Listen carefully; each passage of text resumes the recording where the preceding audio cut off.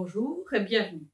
Cette vidéo est la continuation de la vidéo sur le comment faire de graphique et on va voir une utilisation du graphique qu'on fera ici en classe, c'est pour étalonner un ressort. Qu'est-ce que ça veut dire étalonner un ressort? Je dois vous rappeler d'abord l'expérience où on était et je vais vous expliquer un schéma. Alors, on avait fait l'expérience de hook. Ça veut dire qu'on avait attaché notre ressort sur un point fixe de haut d'un statif et puis on l'a laissé pendre et on a attaché à son autre extrémité différentes masses. Ces différentes masses exerçaient une force différente en fait qui variait sur les ressorts, c'est qui le faisait être allongé. Ça veut dire sa longueur changeait et ce qu'on a trouvé, c'est que sa longueur changeait avec la masse pendue, avec une corrélation qui était proportionnelle. Ça veut dire que le graphique qu'on avait obtenu, c'était une droite. Alors, on va exploiter exactement cette proportionnalité pour faire changer l'échelle d'une échelle en centimètres, ici à la latte, à une échelle en newton. C'est ça l'étalonnage. Ça veut dire que pour n'importe quelle longueur de ressort, on pourra lire pas seulement sur la latte la longueur du ressort, mais on pourra lire, disons, de l'autre côté de la latte, ici, la force en newton. Mais de quelle force parle-t-on? Regardons ici, on va dessiner les forces sur la masse. Alors, une certaine masse sur la Terre va ressentir une certaine force de gravité, qui va être la masse fois l'accélération de gravité, qui est une constante sur la Terre, d'autant qu'on reste dans un petit endroit. Alors, cette force va être exercée sur la masse de la part de la Terre et la masse va exercer cette force aussi au ressort. Parce que dans son effort finalement d'aller vers le centre de la Terre, la masse qui est attachée au ressort, elle va tirer le ressort aussi. Le ressort, action-réaction, va aussi réagir. Va réagir avec une autre force. Alors le ressort va générer une force qu'on appelle la force du ressort, qui, au moment où la masse s'est arrêtée, est en équilibre, on sait que la force de ressort sera égale à la force de gravitation sur la masse. Pourquoi? Parce qu'on a équilibre de force.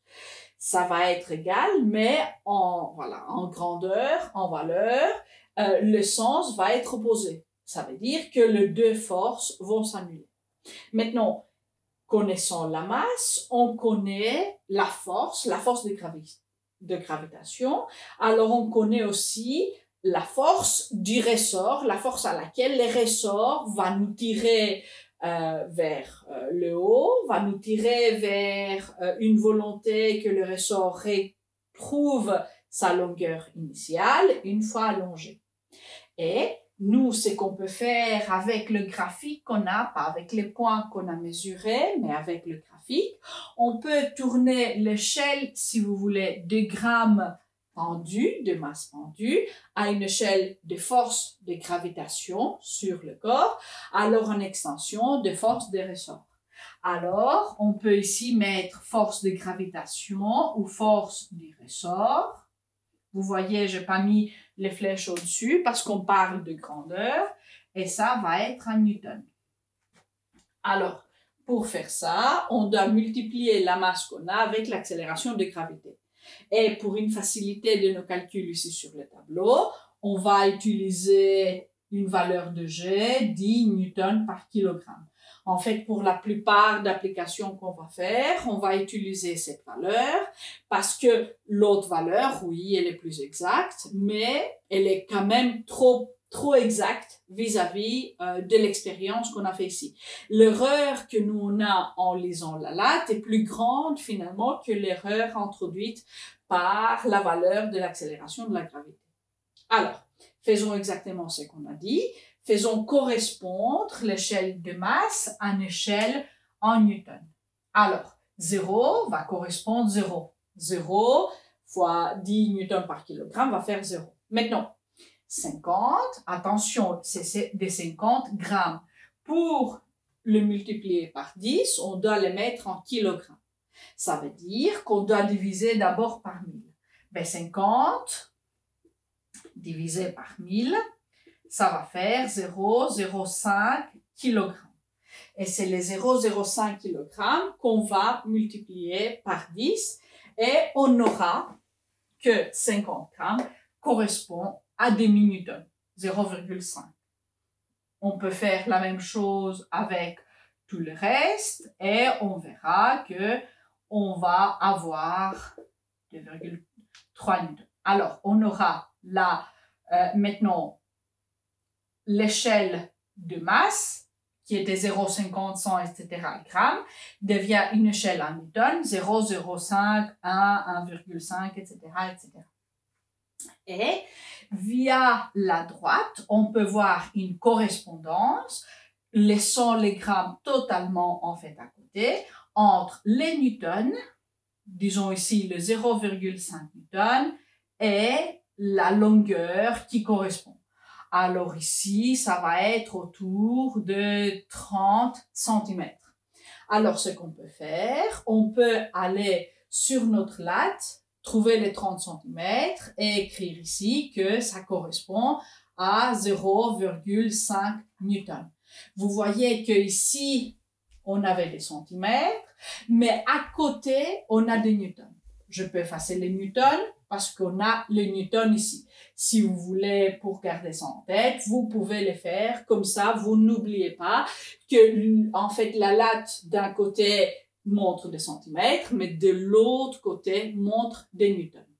Alors, ce qu'on peut faire pour remplir ceci, on peut continuer. On peut voir, par exemple, pour 40. Alors, pour une longueur de 40 cm, on aura quelque chose comme, disons, c'est 0,75. Alors ici, c'est 0,75. Alors, on peut regarder ce qui se passe pour 70. On fait attention que ça soit droit. Maintenant, malheureusement, je n'ai pas un papier millimétré sur mon tableau, alors c'est un peu plus difficile. Vous pouvez faire avec beaucoup plus d'exactitude sur votre papier millimétré. Alors là, on voit que 70 cm, ça va être un peu moins qu'1,5. On peut mettre 1,45 newton. On peut faire ça pour 100. Et alors, on est plein milieu entre 2 et 25. Alors, on peut dire que 100 ici, c'est 2,25 newton. Et continuer, remplir finalement toute cette échelle. On peut aller à 50. Disons que 50 est ici, 50 cm, disons, pour vous montrer. Alors, on est, disons, 0,95 newton. Et petit à petit, utilisant, attention, la droite et pas les points, on peut remplir ici notre latte avec des valeurs de newton. Je vais prendre aussi pour 130, comme ça c'est un peu plus long. Alors ici, et 130 cm, ça va être un peu plus que 3 newtons. On peut mettre ici c'est 130, et alors on peut mettre 3,05 newton. Maintenant, pourquoi est-ce que ça nous est utile? Alors, une utilisation qu'on fera en classe, c'est, je vais vous donner une masse mystère. Et je vais vous demander de trouver finalement de combien est cette masse. C'est que vous êtes attendu en fait, c'est que vous allez faire. Disons que ça c'est la masse mystère. Vous allez prendre là et vous allez dire que on arrive ici. Ici c'est autour de 60 cm, mais en termes de newton, on est autour voilà entre 0,95 et 1,45. Disons qu'on est à 1,2 newton. Alors, vous allez lire sur votre échelle de newton, votre étalonnage, que le poids de cette masse, c'est 1,2 newton. Et alors, si la force de gravitation sur la masse est 1,2 newton, vous pouvez dire que cette masse inconnue fois l'accélération de la gravité, ça va faire 1,2 newton. Alors, la masse, vous pouvez prendre toujours la valeur 10 newtons par kilogramme. Alors, vous aurez que la masse est 0,12 kg, ce qui fait 120 grammes. Voilà. Et vous savez peser, si vous voulez, de cette façon, n'importe quelle masse qui va être de 0 jusqu'à plus ou moins 300 grammes. On va pas s'aventurer beaucoup plus loin parce qu'on pourrait même casser notre ressort. Alors, ça, c'est une utilisation qu'on va faire en classe. Maintenant, on n'est pas limité à seulement peser les masses. Ce qu'on peut faire, autre, c'est de mettre ceci à l'horizontale. Ce n'est pas obligé, une fois qu'on a étalonné, de mettre de masse. On peut tirer à la main, disons, et lire à chaque fois la force de notre main sur cette échelle. Alors, on peut mettre n'importe quoi, ce qu'on veut, pour voir, en fait, exactement la force à quoi ça correspond.